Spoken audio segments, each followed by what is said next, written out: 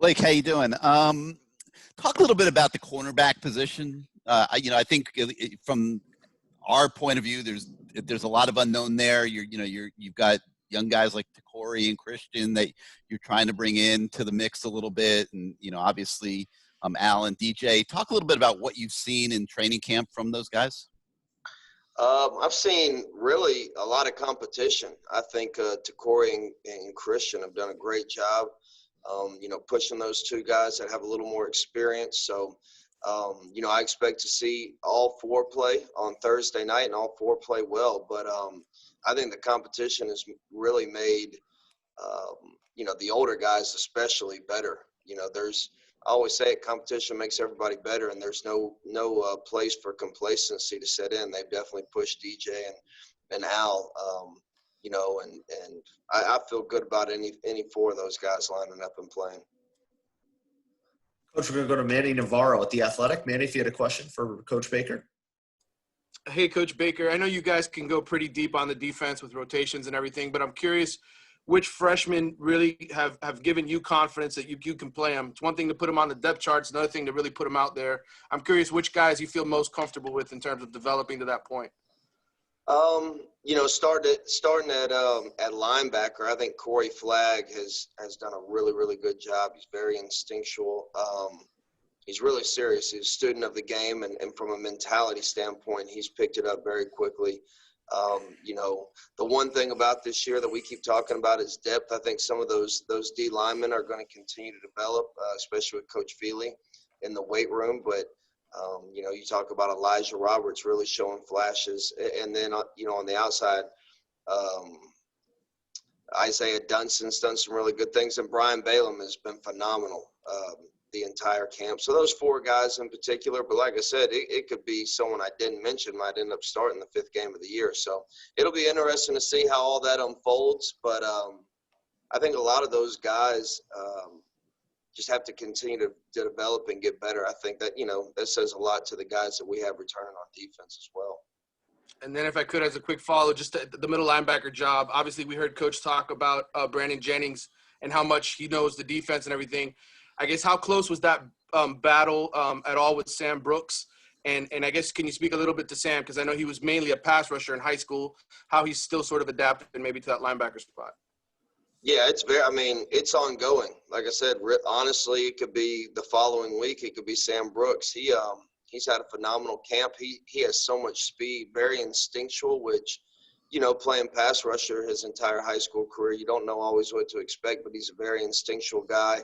And he's playing both our Mike and our Will again this year. So he does a great job picking the defense up, and we're going to continue to get him reps at both of those positions. But I can't say enough about both of those two guys. It's really been an ongoing battle every single day to see who goes out there first. But you're going to see a ton of both of them on Thursday play. I feel very good about putting both of those guys in the game. Thanks. Coach, we got David Lake from InsideTheU. David, if you had a question. Coach, I want to ask you about Jared Harrison Hunt. Is he starting to come along? I guess he's kind of a backup on the depth chart we just saw, and just curious what you could say about him. Yeah, I talked to Jared last night, and really, since he's been here, really the last week has been the most consistent he's been.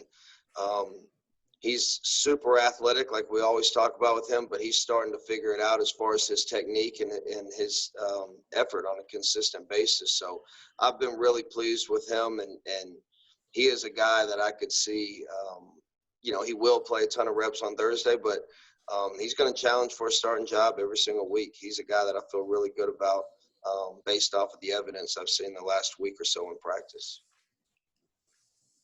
Coach, we got David Ferrones from the Sun Sentinel. David, go ahead.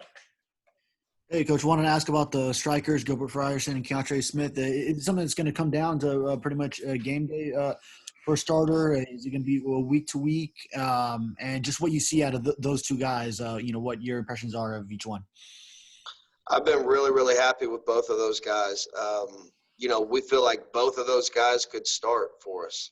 And, every single week, we grade every single thing they do in practice across the board, not just that position. But it could be 1 week Gilbert starting, and then the next week Keontre starting, basically based off of what they do in practice. So we really feel like, going into Thursday, it'll be similar from a rep standpoint, and the flow of the game sometimes dictates that as well. But you'll see a fair amount of both of those guys, but feel really good about them. I think, Keontre was dominant early in camp. Gilbert, like I said, he felt an underclassman really push him, and he upped his game, the last 2 weeks, and couldn't be more proud of him because, he could have obviously folded the 10 and packed up. So really proud of his character and the way he competed for that job. And like I said, both of those guys had really good camps for us. And is it a similar deal with the three safeties? Do you see possibly three safeties kind of evenly splitting those reps, or possibly someone getting more than another?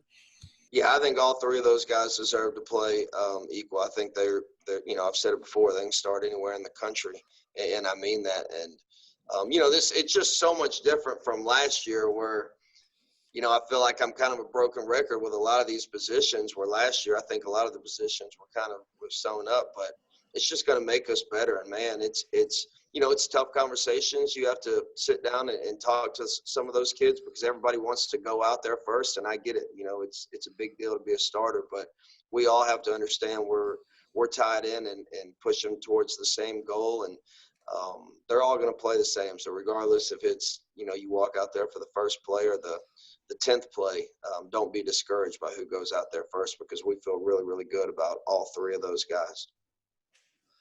Coach, we have Susan Miller-Degnan from the Miami Herald. Susan, if you had a question for Coach Baker. Hey, Coach Baker. Sorry about that phone. Got a landline, Susan? I've got like 10 lines here. Wayman Steed, backup right at weak side. Redshirt junior, he's been injured so much of his career, and it's kind of nice that he's the backup now, but we don't know a lot about him. Can you talk about him a little bit? Wayman's been here the same amount of time as Bradley Jennings, so he is, and I know he's been banged up along the way, but he is very knowledgeable about what we want to do on defense. Really smart football players, had a lot of reps on the defense, but he's a guy that he inside of the box, he can really thump you. He's probably about 230 pounds, but great communicator amongst the defense, really, really knowledgeable, like I continue to say, about what we want to do on defense. But I'm excited for Wayman. He has been through it, like you said, a couple ACL surgeries, and for him to battle back and earn that backup role, couldn't be more proud of him. Thanks. Coach, we have Chris Stock from InsideTheU. Chris, if you had a question for Coach Baker. Coach, just looking back at John Ford and Nesta's season last year, maybe your evaluation of how they played, and then maybe what you're expecting from them heading into this year based on some of the things you've seen in the offseason and fall camp. Based off the film last year, I would say they showed flashes. There was times where they were really, really good, and there was times they could have been a lot better. And I think, the expectation with a year experience, I think the expectation is a lot more consistency out of those two. They've both had really good camps. Both bring a little something different to the table. John Ford he's a mammoth of a man, and he can really get his hands on D linemen and control them at the line of scrimmage. And Jade is very quick twitch, sudden, plays with a serious edge. So excited about those two guys this year. Both bring a little bit different to the table, but consistency by far. If they're both consistent, they both can be dominant. Coach, we're going to wrap up with Chris Perkins from Sports Illustrated. Chris, if you had a question for Coach Baker. Hey, Coach, regarding Quincy Roche, we know what he did at Temple last season, and I've got a couple of questions. Number one, if someone was to say they're expecting double-digit sacks from Quincy this year, does that put too much pressure on him, or is that a realistic challenge for him? And number two, do you regard sack total as the ultimate stat, or do you look at past pressures and think that that's just as significant? That's an interesting question. You know, to answer the first part of it, no, I don't think double-digit sacks is. I mean, that should be a goal for his. That's one reason he came to Miami, is to, you know, play in the ACC. And with our defense, when you look historically, you know, throughout this scheme's history, a lot of our guys at defensive ends have put up double-digit sacks. A very realistic goal. You know, to the second part of your question, it's interesting because there's so many times where, you know, a defensive end can be very disruptive, getting a quarterback off the spot or maybe forcing an interception by getting there and forcing the quarterback to get the ball out early. So, you know, it's hard to say. It's hard to measure just off of production. It's hard to say he can only be measured by sacks. I don't think that's fair because there's so many times where pressures create, you know, explosive plays for the defense. So, you know, overall, I would say as long as he's impacting the game by getting near the quarterback, he's doing a great job for us.